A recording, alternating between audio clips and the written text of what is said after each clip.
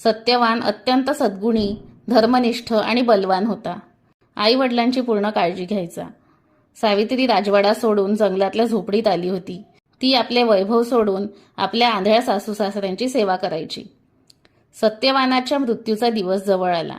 नारदांनी सावित्रीला सत्यवानाच्या मृत्यूचा दिवस आधीच सांगितला होता. जसजशी वेळ जवळ येऊ लागली तसतशी सावित्री अधीर होऊ लागली. तिने 3 दिवस आधीच उपवास सुरू केला. नारद मुनींच्या सांगण्यावरून पितरांची पूजा केली. रोजच्या प्रमाणे सत्यवान लाकूड तोडण्यासाठी जंगलात गेला होता. तिथे तो अन्न बनवू लागला. सावित्री सुद्धा त्याच्याबरोबर होती. तो सत्यवानाच्या मृत्यूचा दिवस होता.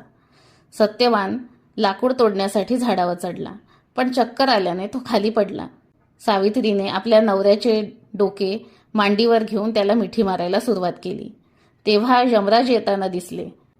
त्याने सत्यवानाचा जीव घ्यायला